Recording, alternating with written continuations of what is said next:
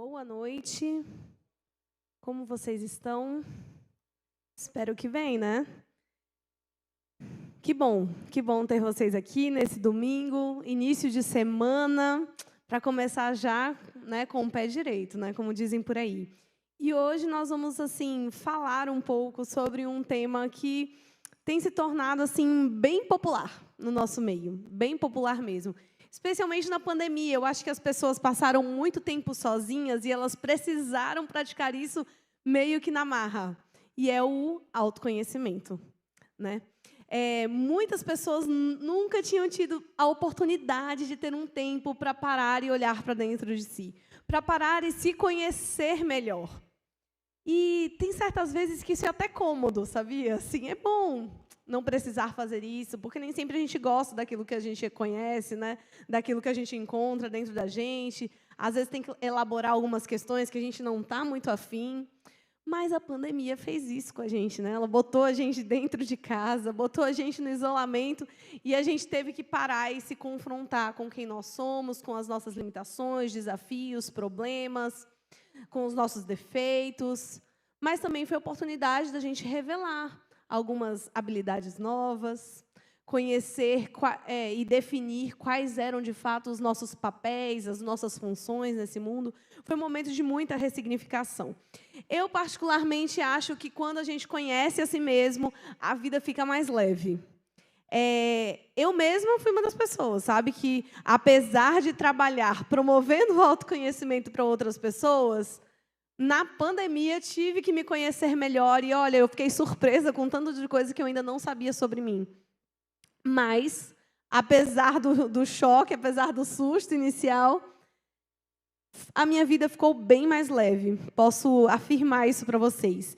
E isso acontece porque, quando nós nos conhecemos de fato, nós passamos a ser mais honestos com a gente, nós passamos a ser mais intencionais na nossa vida, e isso é o que torna tudo mais leve. Falando assim, parece até algo simples, né? Mas, olha, não é tão simples, não. E tem gente que não consegue passar por esse processo sozinho. Às vezes precisa de uma ajudinha, né? De umas leituras, né? De uns gurus, né? Que as pessoas procuram, de uns podcasts, da terapia, por que não? Né? Na verdade, é uma das principais ferramentas de autoconhecimento, é a psicoterapia. Conhecer a si mesmo é uma jornada, e é uma jornada que pode durar uma vida toda. Sabe por quê? Porque a gente tem constante transformação. Então, quando a gente acha que a gente sabe muito sobre a gente, aí a gente se surpreende, né, com novas experiências, com novas coisas que nos tornam outras pessoas.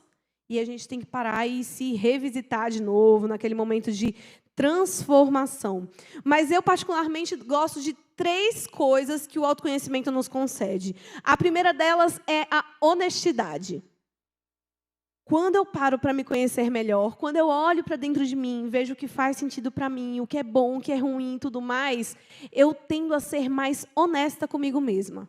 Porque aí eu começo a viver uma vida que é a vida que eu quero viver, que é a vida que vale a pena ser vivida, como dizem por aí. E não a vida de outras pessoas ou a que os outros querem, mas aquela vida que está de acordo com o que é importante para mim, que está de acordo com os meus valores.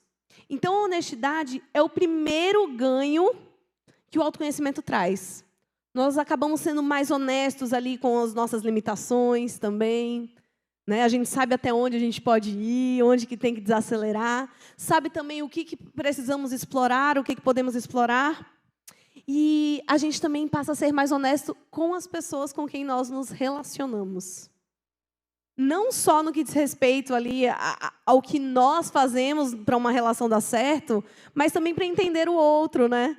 Entender assim, que, assim como nós, ele também tem suas particularidades, o lado bom, o lado ruim, o não tão bom assim, digamos, né? O segundo presente que o autoconhecimento nos dá é a intencionalidade. E ter uma vida intencional é ter uma vida totalmente alinhada para você alcançar determinado objetivo. Que objetivo é esse? O seu propósito, o propósito de vida. E se você não tem ainda um propósito de vida, ou melhor, eu acho que todo mundo tem, às vezes a gente só não organiza, né? Te sugiro que pense um pouco sobre isso. Eu gosto de pensar que todo mundo precisa de um slogan para a vida. E o propósito, ele cumpre essa função, de ser esse slogan. E a gente tem vários propósitos no decorrer da vida. Um para a nossa vida profissional, um aqui para a nossa vida cristã, um para os nossos relacionamentos. Enfim, a gente pode ter vários que combinam num só. Mas o fato é que a intencionalidade nos faz ter uma vida assim mais clara, mais objetiva, uma vida não tão frenética, porque a gente realmente vai viver aquilo que precisamos viver, vamos fazer aquilo que precisamos fazer e nada mais além do que isso. E tanto a honestidade quanto a intencionalidade nos levam para o terceiro presente que o autoconhecimento nos dá, que é a economia. Sabe por quê? Porque quando eu sou honesta comigo mesma e respeito aquilo que eu gosto, aquilo que eu quero, aquilo que é importante para mim, eu faço escolhas mais intencionais, o que me fazem ser mais econômica. Econômica em quê? No tempo, no estresse e até mesmo no dinheiro. Quer um exemplo? Se você conhece o seu estilo, você não vai gastar muito tempo em várias lojas. Você não vai comprar várias roupas e vai usar só uma vez e pronto. Isso é economia. E economia que vem do autoconhecimento. Esses 3 princípios, eles podem ser aplicados em qualquer área da nossa vida. Esses 3 ganhos do autoconhecimento podem ser aplicados em qualquer circunstância. E eu, particularmente, vivi isso e tem bem a ver até com roupa. Quando a Júlia nasceu, a minha primeira filha, eu lembro que eu abri o guarda-roupa e parecia que aquele guarda-roupa pertencia a outra mulher. Porque eu não me via mais naquelas roupas. E metade delas nem me servia mais. Ou porque eram de antes da gravidez, e meu corpo havia mudado totalmente, ou porque eram as de grávida, e também não me cabiam mais. E para completar, ainda precisavam ser roupas funcionais, que dessem para cuidar de criança, que dessem para amamentar. Tem todo um negócio, gente. E eu lembro que nessa época eu precisei assim me revisitar, sabe? E ver o que fazia mais sentido para mim naquele momento. Tive que olhar, tive que ser mais intencional, honesta comigo mesma em relação à minha realidade do momento, que era aquilo que eu tinha, né, para viver, e tive que começar a fazer escolhas. E isso me trazia economia de tempo, de estresse e até mesmo de dinheiro, porque eu sabia exatamente o que eu precisava para vestir naquele momento. A partir disso, eu comecei a ser honesta comigo, eu atendi e aceitei meu novo corpo, também entendi minhas novas realidades e comecei a fazer as escolhas certas. Então, todas as vezes que a gente passa por uma grande transformação, é essencial que a gente pare um pouco e pense, qual é a nossa realidade hoje? Em quem eu me tornei? O que eu preciso fazer agora? E quando a gente faz esse tipo de análise, todos nós saímos ganhando. E um dos ganhos é justamente essa vida mais leve. Percebam como o autoconhecimento ele pode aliviar as nossas vidas, né? Aliviem muito. E quem quiser ter esse tipo de alívio também, pode buscar através da palavra de Deus também. Porque a palavra de Deus, ela fala sobre isso também. Na verdade, a palavra de Deus, eu acho que fala sobre tudo, né? Fala sobre tudo que a gente precisa ouvir, de tudo que a gente precisa aprender. E uma das coisas que a palavra de Deus nos ajuda no processo de autoconhecimento que cada um de nós vai ter no decorrer da vida, é justamente entender qual é o nosso valor como indivíduos, qual é o nosso valor pessoal.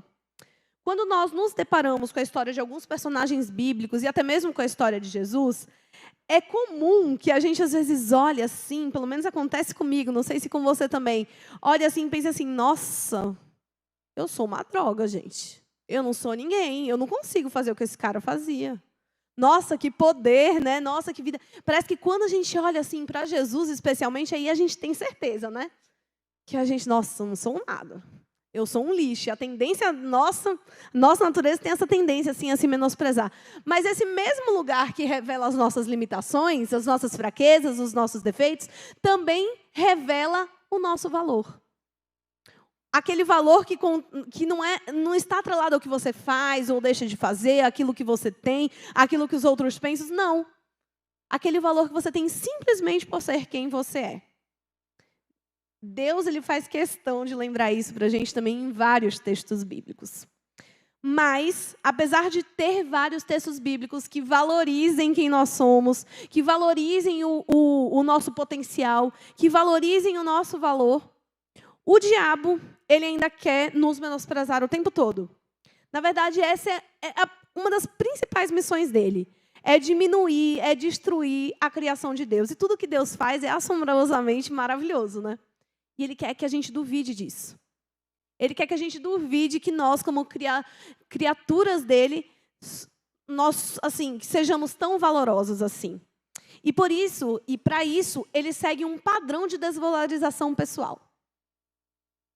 E se a gente não prestar atenção, se nós não nos conhecermos de fato, se nós não entendermos especialmente qual o propósito de Deus para a nossa vida, a gente pode cair nesse padrão aqui de desvalorização.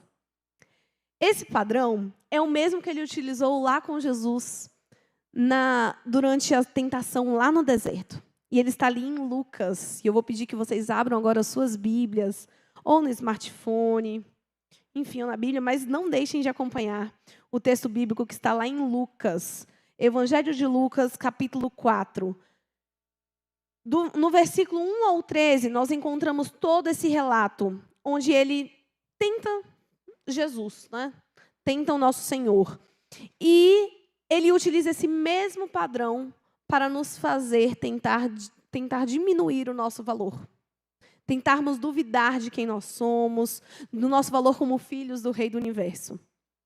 E eu vou começar aqui a ler com vocês a partir do versículo 1, tá bom? Acompanhem comigo. Diz o seguinte: Jesus, cheio do Espírito Santo, voltou do Jordão e foi guiado pelo mesmo Espírito no deserto. Durante 40 dias, sendo tentado pelo diabo. Nada comeu naqueles dias, ao fim dos quais teve fome. Disse-lhe então o diabo: se és o Filho de Deus, manda que esta pedra se transforme em pão. E aqui está a primeira mentira que ele quer que você acredite. Ele quer que você acredite que você é aquilo que você faz. Espera aí. Mas a gente também tem que fazer, né? A gente tem várias coisas para fazer, na verdade, né? Sim, temos várias coisas. Mas nós... Olha, está na hora do apelo? Posso voltar? Então, vamos lá. Ele quer que nós acreditemos que nós somos aquilo que nós fazemos. Realmente, nós temos muitas atribuições, muitas atividades, mas nós não somos aquilo que nós fazemos. É a primeira coisa aí que a gente tem que desconstruir. Naquele momento em que Jesus foi tentado, ele já tinha 30 anos, né? Só que ele ainda não tinha feito nenhum milagre surpreendente. Ele não tinha feito sermões eloquentes, não estava ainda famoso por causa disso. Ele ainda não tinha morrido na cruz, né? Que foi o seu grande feito. Ele não tinha feito nada disso. Ele não era pai, ele não tinha filhos, e ele já tinha 30 anos de idade. Ele não tinha feito nada demais aos nossos olhos. Nada demais. Inclusive, essa idade dos 30 anos é uma idade bem marcante, né? Lembro que quando eu fiz 30 anos, gente, parecia que eu tinha entrado num portal. E tudo na minha vida, assim, parecia que eu tinha tirado uma venda. E muita coisa que eu não compreendia, agora eu compreendia. Sei lá, foi transformador. Mas tem gente que não gosta de entrar nesse portal, não. E tudo bem também. Cada um passa pelas etapas da vida de uma forma diferente, né? E tem gente que não gosta, tem gente que reluta, né? Pensa que vai doer e tudo mais. E às vezes até dói. Mas 30 anos, geralmente, é uma fase onde a gente para e pensa assim, o que eu estou fazendo da minha vida? O que eu fiz até aqui? Será que eu estou sendo útil para esse mundo, né? A gente já começa a pensar assim, a gente olha esse mundo, vê tanta gente fazendo diferença, e eu estou fazendo o quê, gente? O que eu fiz? É comum isso acontecer nessa idade, nessas crises existenciais, né? Crises da meia-idade, é tudo muito comum. E Jesus tinha idade boa para ter esse tipo de crise. E naquela época todo mundo tinha família novo, né? Tudo. E Jesus estava ali, focado. Eu acredito que ele não entrou em crise, não, porque ele estava focado no propósito dele. Mas o diabo, sabendo dessa possibilidade, chegou lá e fez o quê? Olha só, se você é o Filho de Deus, manda que essa pedra se transforme em pão. Tipo assim, você quer provar quem você é? Faça alguma coisa ou deixe de fazer. Mas, gente, nós não somos aquilo que nós fazemos. Nós somos muito mais do que isso. Nós somos a junção de papéis, de características, de habilidades, de potencialidades, de defeitos. Nós somos muito mais do que isso. Muito mais do que isso. É comum nos dias de hoje que a gente condicione o nosso valor pessoal ao nosso desempenho. Ou seja, quanto melhor meu desempenho, melhor pessoa eu sou. mais sucesso eu terei. E não é necessariamente assim, ainda mais nesse mundo onde existe esse mito da alta performance, né? Tudo tem que ser top, produtividade lá em cima. Se você não fez 2 itens da sua lista de 10, tipo, você não é produtivo. Você precisa ler alguns livros, precisa fazer alguns cursos, né? Você vai ser frustrado na vida. E não é assim, gente. E não é assim que funciona. A performance depende das suas particularidades, das suas individualidades, depende da sua realidade. Depende de muitos outros fatores. E é por isso que, nessa noite, Deus quer lembrar a mim e a você que você não é aquilo que você faz. E muito menos aquilo que você deixa de fazer. Tive uma paciente, 33 anos, bem nessa fase, assim, sabe? E ela falava justamente isso. Que por não ter marido, né, por não ter o trabalho dos sonhos, tudo, ela era frustrada, ela era infeliz. É lógico que a gente quer se realizar. Mas não é o que nós fazemos que nos traz esse valor. Logo, quando a gente perde a oportunidade de fazer algo que faz sentido para a gente, ou que a gente gosta, ou que a gente queria fazer, a gente já tende a se desvalorizar. Mas nós não somos aquilo que nós fazemos. Vamos ler agora os versículos 5 e 6, tá bom? Desse mesmo relato bíblico. E, elevando-o, mostrou-lhe num monte todos os reinos do mundo. Disse-lhe o diabo: dar-te-ei toda essa autoridade e a glória destes reinos, porque ela me foi entregue e a dou a quem eu quiser. Segunda mentira que o diabo quer que a gente acredite sobre quem nós somos é: eu sou aquilo que eu tenho. E essa, sim, essa é bem legal assim nessa geração, né, nesse mundo que a gente vive tão capitalista. A minha filha de 4 anos é assim: acabou o que ela gosta de comer, mãe, precisamos comprar. Alguma coisa quebrou, mãe, precisamos comprar. Tudo é precisamos comprar, né? Como se o dinheiro comprasse tudo mesmo. E às vezes até compra, né? Mas não necessariamente tudo o que a gente precisa. Nós não somos também tudo aquilo que nós temos, e muito menos o que nós não temos. Tem uma peça chamada Amadeus, que conta a história de um músico chamado Antônio Salieri. E ele era um músico influente na época dele, que é a mesma época do Mozart. E Mozart vocês já devem ter ouvido falar, não precisa nem ser músico, né, gente? Enfim, pai da música. Fantástico. E o Antônio Salieri também era muito bom. E ele chegou a ser um músico da Casa Real na época e tudo mais. O que aconteceu? Vocês acham que ele valorizava o dom dele? Não. Ele não parava de se comparar com Mozart, com tudo que Mozart fazia, com aquilo que ele era capaz de fazer e tudo mais. E esse é um dos principais problemas quando a gente atribui o nosso valor àquilo que a gente tem, né? Que em relação às nossas habilidades e tudo mais. Esse é o principal problema, é o da comparação. A gente sempre compara, fulano tem mais do que eu. Fulano tem mais títulos do que eu. Fulano teve mais premiações do que eu, mais reconhecimento, mais dinheiro, mais posses, mais dons, inclusive, mais habilidades. Tudo a gente quer comparar. E aí, sabe o que acontece? A gente fica tão focado no que o outro tem de diferente da gente, que a gente deixa de agradecer e de valorizar aquilo que a gente tem. E esse é um problema muito grave. O que você tem pode até te constituir como sujeito, mas a gente não se resume apenas ao que a gente tem. Isso seria desvalorizar demais a criação de Deus. No versículo 9, ainda aí do capítulo 4, nós vamos encontrar a terceira mentira que o diabo quer que nós acreditemos sobre quem nós somos. Vamos ler juntos. Então, o levou a Jerusalém e o colocou sobre o pináculo do templo. E disse: se és o filho de Deus, atira-te daqui abaixo. Sabe o que ele estava querendo dizer aqui? Ele estava querendo dizer assim: olha só. Só é importante, só é bem visto e tudo mais quem é popular. Né? Tipo, ó, olha aqui para cima, sobe nesse pedestal, todo mundo vai te ver e não sei o que e tal. Vê se os anjos vão te socorrer, né? Vê se você está sendo bem conhecido, se os anjos estão te valorizando e tudo mais. Ou seja, o seu valor está atrelado ao que os outros pensam ao seu respeito. E olha que perigo, né? Que perigo pensar que os outros têm algum poder sobre quem nós somos ou deixamos de ser. Isso é muito difícil. Isso prejudica muitas pessoas. Porque é nesse momento que a gente começa a viver a vida que o outro quer que nós vivamos. E não a nossa vida, né? A vida que faz sentido para a gente. A vida que está de acordo com o importante, ou com o que é importante para a gente. Quando nós percebemos que nós não precisamos ser especiais aos olhos dos outros em todo momento, nós nos sentimos livres e entendemos que podemos ser amados independente da opinião dos outros. Essas 3 mentiras, elas caracterizam esse padrão de desvalorização pessoal que eu mencionei para vocês.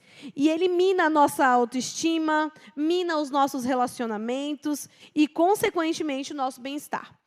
Conhecer a nós mesmos é muito importante porque a gente define quais são os nossos valores, desafios, defeitos, limitações e nos ajuda muito a nos afastarmos dessas mentiras. Mas a palavra de Deus, ela também tem 3 verdades que podem nos libertar quando a gente estiver meio que capengando aí nesse autoconhecimento. E eu não posso terminar sem compartilhar elas. A gente fala das mentiras, mas a gente também fala a verdade, e é a verdade que liberta. Amém? É a verdade que liberta. Então, vamos lá. Primeira verdade. João 3,16. E eu acho que não precisa nem abrir a Bíblia. Vamos falar comigo? João 3,16 diz o seguinte. Diz o quê?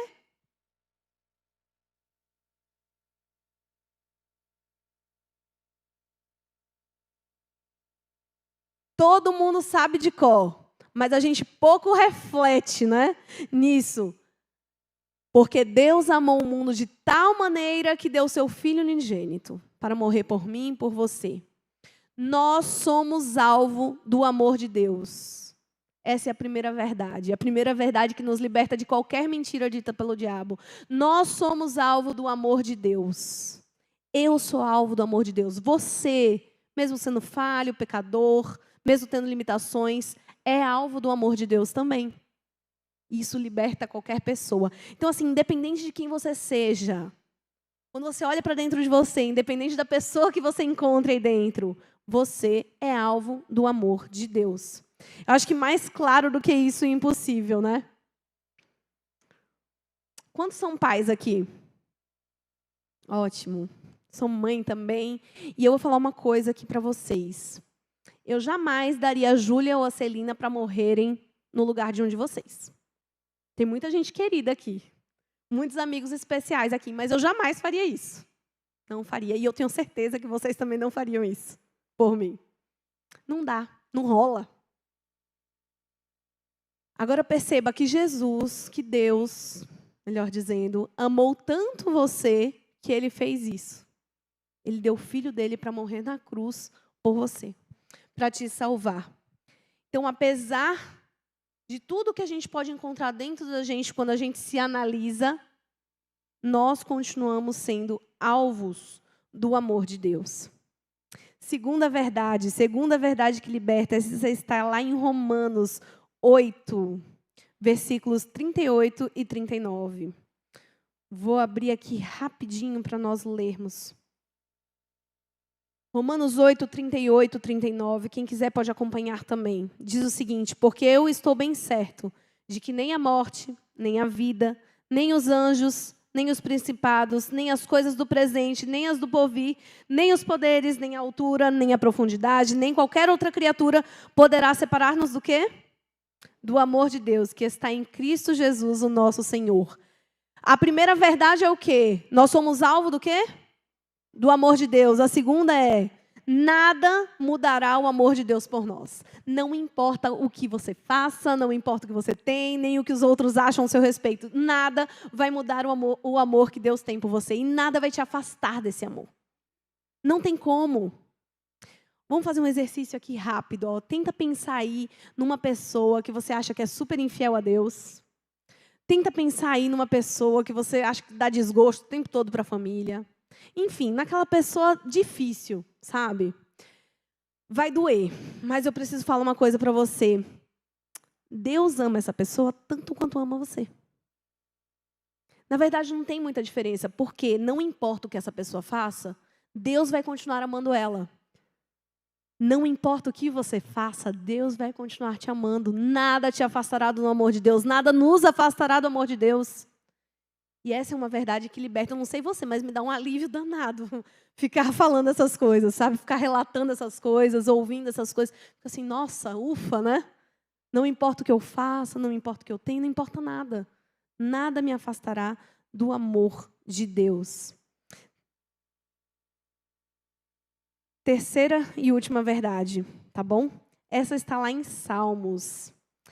Está no Salmo 139. 139, e eu vou... Assim, na verdade, esse salmo todo, ele é muito maravilhoso, né? Eu acho que a gente tinha que ler esse salmo, assim, todo dia para lembrar do nosso valor. Do nosso valor, né, como pessoas. Enfim, eu acho que Deus, ele não está aqui na Bíblia por acaso, não. É justamente para a gente poder lembrar o tempo todo do nosso valor e tudo mais. Mas eu vou me deter aqui agora, rapidamente, nos versículos 13 e 14, que dizem o seguinte: Pois tu formaste o meu interior, tu me teceste no seio de minha mãe. Graças te dou, visto que por modo assombrosamente maravilhoso me formaste. As tuas obras são admiráveis, e a minha alma o sabe muito bem. Olha só, gente, para mim, esses versículos, eles só me lembram o seguinte, que Deus ele não trabalha com atacado, não. Ele só trabalha com serviço personalizado, né, ao cliente. É só assim. Ele criou cada pessoa individualmente. Ele criou cada um de nós, ele formou a gente, o nosso interior, os nossos detalhes. Ele formou cada um de nós de forma individual, de forma particular. Ele não fez trabalho em série, não foi passando na esteira, não, assim, sabe? Vários produtos, ele foi só, né, colocando para lá. Não, ele foi fazendo cada um de forma individual. E isso é muito lindo. Isso é muito lindo, isso é muito libertador. Porque isso mostra para a gente que ele se dedicou para criar cada um de nós. E tudo que Deus faz é o quê? Assombrosamente maravilhoso. As obras dele são maravilhosas. E se a gente consegue reconhecer, por exemplo, o valor, né, da natureza, enfim, de outras coisas que ele criou, por que não reconhecer o valor da cereja do bolo da criação, que é o ser humano? Há uma frase do escritor Josemar Bessa, que diz o seguinte: você é indigno, porém muito amado. E eu acho que essa frase resume isso tudo que a gente leu aqui juntos hoje, tudo que a gente refletiu juntos. Eu e você somos indignos, somos pecadores, temos defeitos, temos limitações, temos tudo isso. Inclusive, eu só vou abrir um parênteses, até os defeitos são bons, tá? Sabe, porque quando a gente toma consciência deles, a gente sabe onde a gente precisa melhorar. Né? O que a gente precisa investir, acrescentar, transformar. Né? Mas eles nos tornam indignos. Nós somos indignos, porém, muito amados. Ou seja, não importa o que eu faça, não importa o que eu tenha, não importa o que os outros pensem ao meu respeito, eu sou muito amado. Você é muito amado. Há várias ferramentas de autoconhecimento. Várias. A terapia, a meditação, a leitura, enfim, há várias ferramentas. Mas a Bíblia ela nos revela a nossa real origem, a nossa real natureza. E quanto mais nós contemplarmos a palavra de Deus, mais nós enxergaremos as nossas falhas, mas, ao mesmo tempo, mais nós enxergaremos quão valiosos nós somos. O mesmo livro que evidencia tudo aquilo que eu tenho de ruim, me lembra que eu sou alvo do amor de Deus, me lembra que nada me afastará do amor dele e que eu sou única, que eu sou singular, que eu sou muito especial. Não importa o que nós façamos, o que nós tenhamos, o que os outros pensem, nós somos valiosos, nós somos especiais, simplesmente porque somos filhos do Rei do Universo. Há muitas outras mentiras, sabe, que acabam prejudicando as nossas vidas, a nossa saúde emocional, várias áreas da nossa vida.